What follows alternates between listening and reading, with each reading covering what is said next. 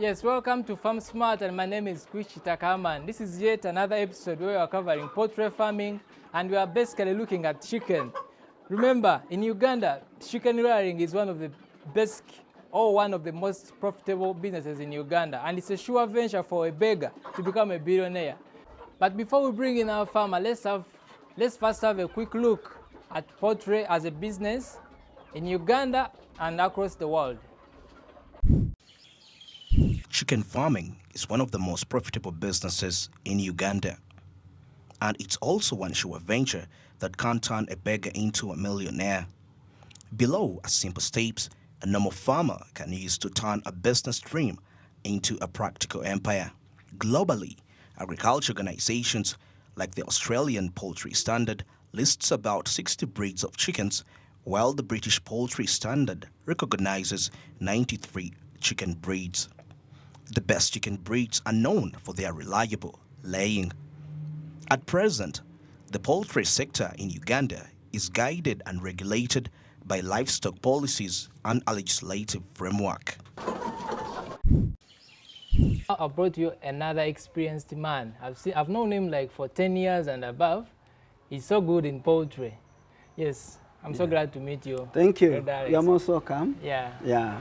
Yes. So first give us a brief introduction about yourself. It's Alex, former head teacher Muiri Primary. Okay. I retired on 1st May 2020, and I decided to go into poultry and peasant farming. Yeah. I've been in poultry for about 25 years.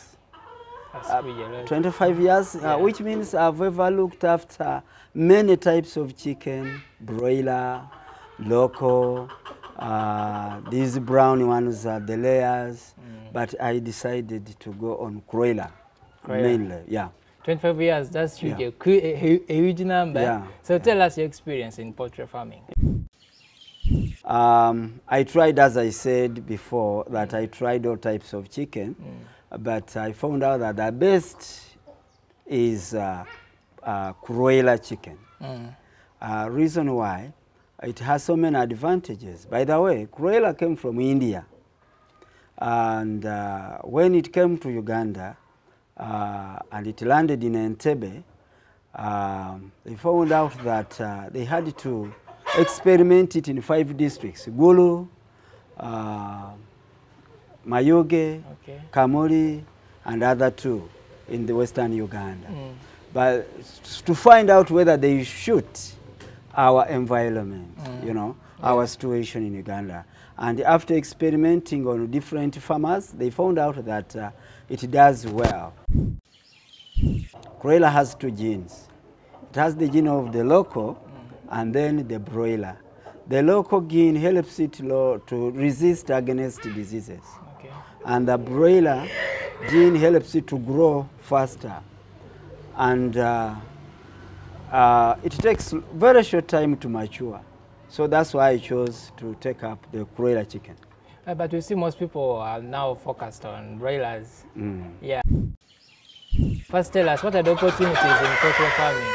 When you look after poultry and you go with farming, the opportunities or the advantages that you can, what you get from the farm can easily go from the poultry farm. It can go in the garden. Yes, that's a very big advantage, really. And it can help you also develop yourself, look after your family very well, eat the eggs, and be able even to do what? To do other opportunities you want. For example, I looked after chicken, broiler chicken, in 2013, 1,000 chicken. And from around September to December. And I sold a cock by that time, 25,000, and a hen, about 20,000. Yes. And I got 22.5 million. That's good.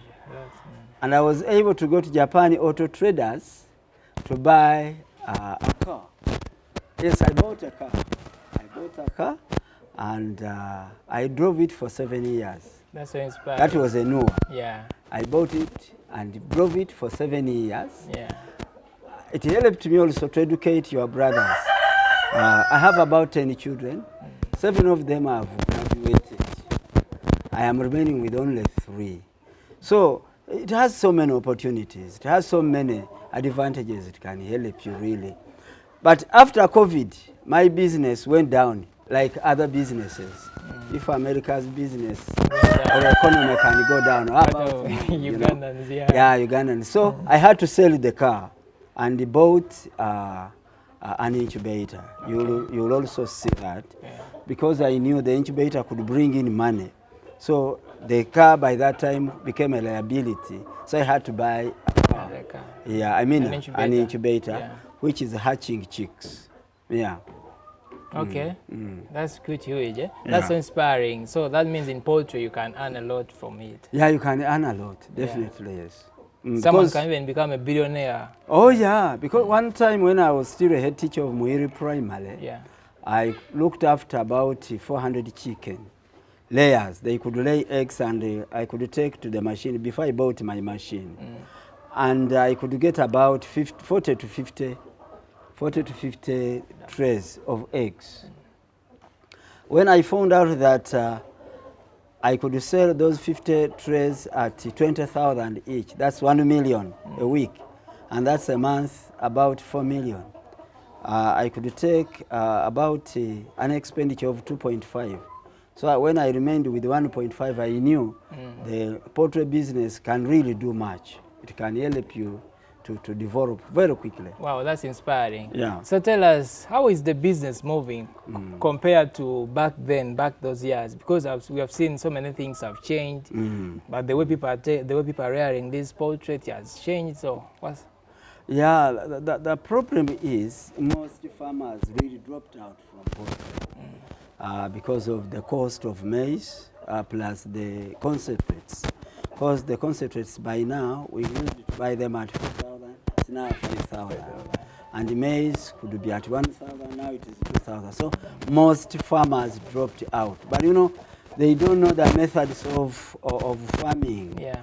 Farming needs sustainability. You need to have sustainability in a way that for us, what we have done to remain in the business is we are farming. We are farming, as you will see, my gardens.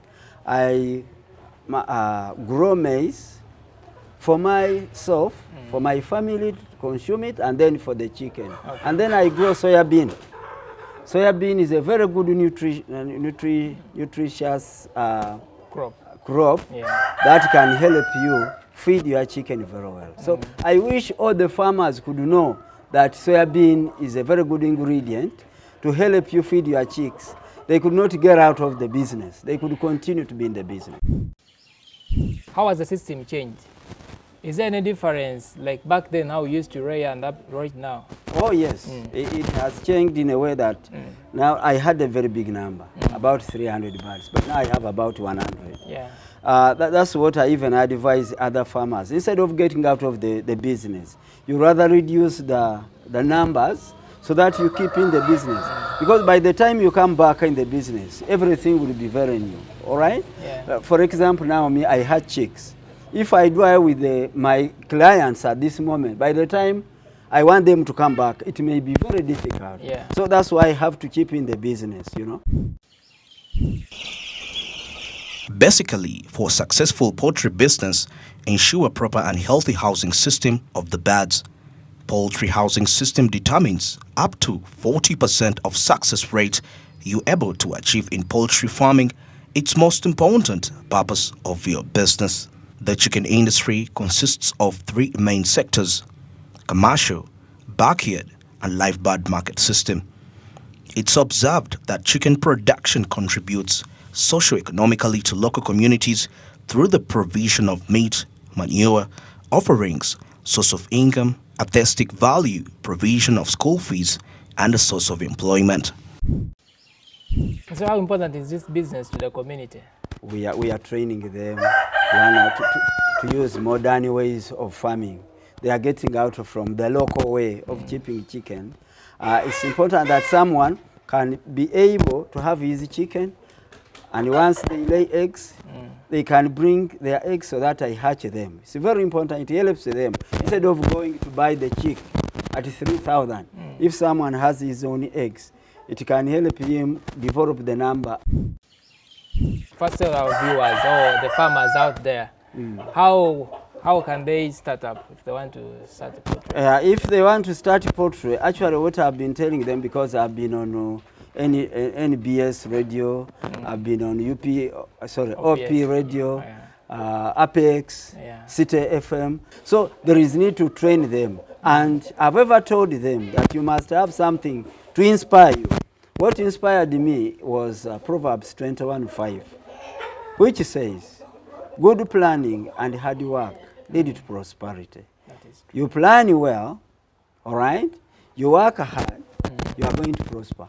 So there is need for them to have the basics, the training. Actually, in training, I have gone ahead to write a book, caring for broilers and turkeys where there is no veterinary doctor. Wow. I wrote that book, and it's helping many farmers because it has all the basics, how we vaccinate, the dimensions. I want to lay about 100 birds. What is the dimension? It's 15 by 15 feet. 50 birds, 10 by 10 feet. 1,000 birds, that is 20 feet by 100. So they should know the basics. They should know how to vaccinate. They should know how to mix feeds before they go in poultry. So how much does it take? How much does it take for someone to start? For someone to start, we normally recommend 100 birds for someone to start. And that's about 2 million, 2 to 2.5 million. You can be able to begin for a while. Yeah. And you start up something that will multiply and multiply. Yeah. Oh, wow. Yes. That is very good. Yeah, that's But of course, it can be cheaper if the maize goes down and the concentrate. Or you use the soybean, because soybean is cheaper compared to the concentrate. Tell us, what is better? Because some people use free range. They buy some big plots of land and then they leave the birds just to go and feed from the...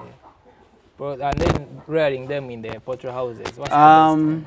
Actually, that's why I told you that the best chicken for a medium person, middleman, is broiler. Because broiler, you can put it on free range, as you have met them here. Yeah. When the feeding is very expensive, you can keep them in the house, but later on you let them out to have sunshine, and then eat the grasshoppers, eat the grass, you know.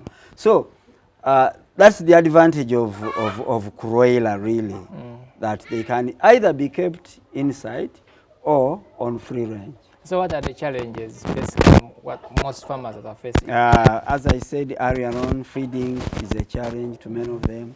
Even diseases, especially when you don't vaccinate all the diseases, about 8 to 9 diseases, the chicken will die.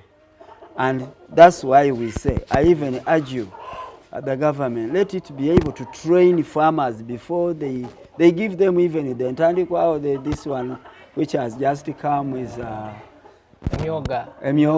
And there is a recent one, I'm forgetting, what? There is a recent one which has just come. I urge them to train farmers before they give them the money. Otherwise, people will eat up the money. Yeah, without knowing to use it. Okay. Yeah. So tell us about the technology. Is there any modernization in poultry? Yeah, you know, research is taking place every time. So since there is research and experimenting on issues, it has to change. It is changing with the time. As per now, we are trying to use herbals. To use herbals in poultry. Instead of using the European drugs, you know, we are using herbals. There is a herbal called poultry, a herbal called, I'm forgetting its name. So Ugandans have also woken up. Yeah, we use garlic, we use tangawuzi, we use nimu. we mix together and give the chicken, and the chicken become resistant. So there are technologies also.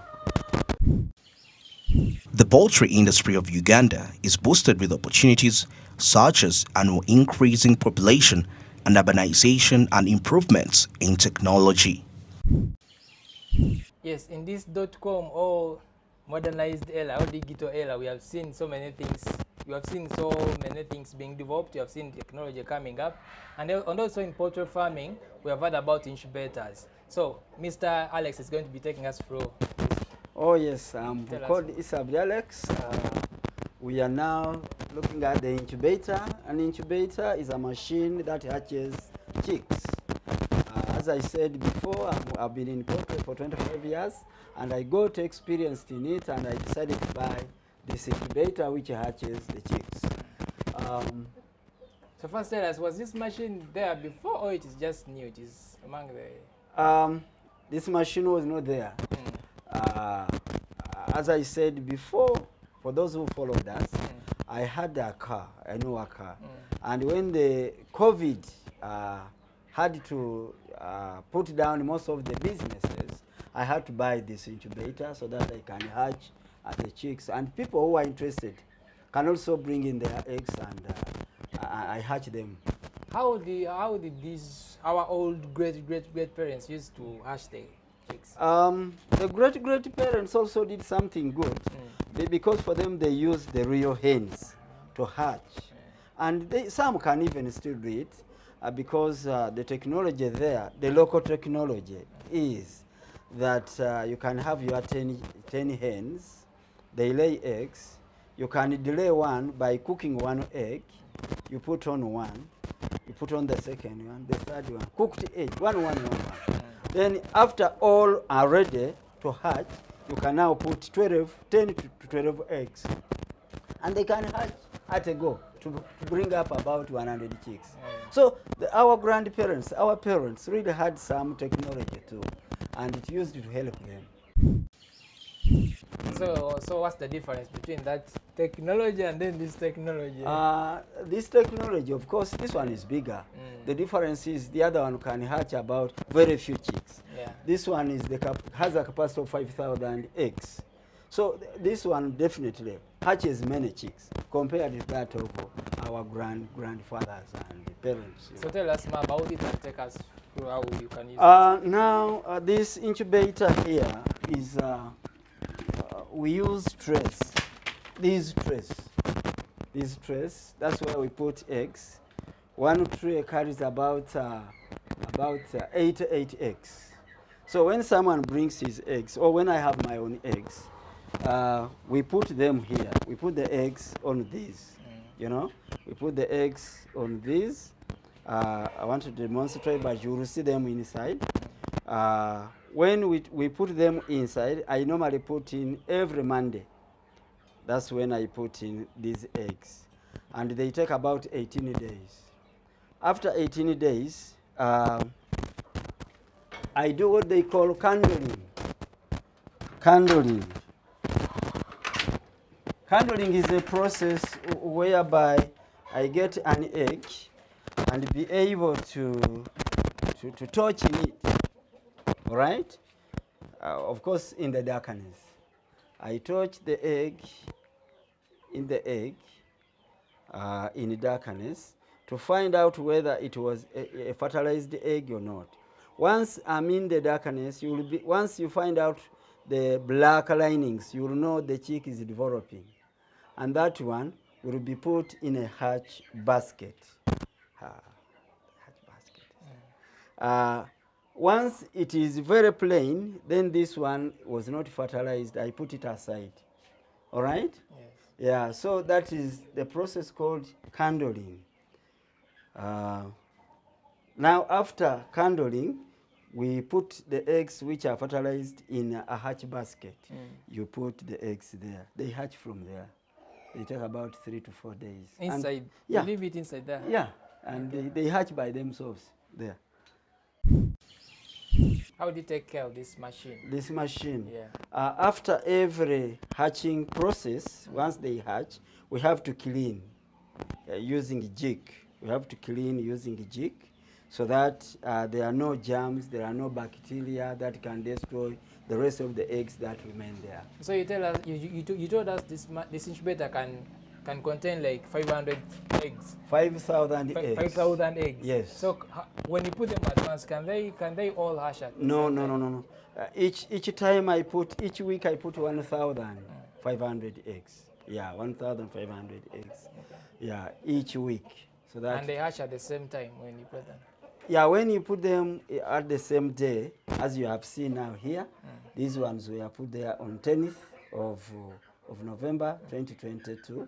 So those put in at that particular date have to hatch together. You can even see this 10th, then others 25th of October, 25th of October. So they are of different dates, different dates, 25th of October 2020. So those put in at the same day, they will hatch at the same time. So they hatch in intervals, they hatch in intervals. So what are the things you need, all the challenges? The challenge is electricity, because this machine consumes 350,000 shillings a month, Gumema alone. Okay. Yeah, so that's a very big challenge, that it consumes a lot. Another challenge is that as now the farmers are very few, most of the farmers have left farming, I get very few, because this machine is supposed to be full of eggs, but as you have seen, some portions are not occupied. So that's a very big challenge, that since the electricity consumes a lot and the farmers have dropped down, so I income much, and yet had they to be bringing the eggs, I wouldn't income much really. So how profitable is it? It's very profitable. That in a month I've ever calculated that when the farmers bring the eggs, I spend 350, but I earn about 1 million in a month. So around I remain with about 700,000 if the farmers bring their eggs. Okay. Yeah. The poultry sector, which has a value of $310.7 billion in 2020, is expected to hit $422.97 billion in 2025. Chicken farming as a business in Uganda is estimated to have between 40 and 50 million chickens. Of these, at least 30 million are hybrids, while the rest are local breeds. Most of the hybrids are kept in closed shelters. Local chicken are mainly kept on a free-range system where they look for food by themselves. Local chicken are commonly kept in the regions such as Bunyoro, Lango and Teso regions and have the highest number of local chicken. On the other hand, Uganda region has the most hybrid chicken, which is almost 90%.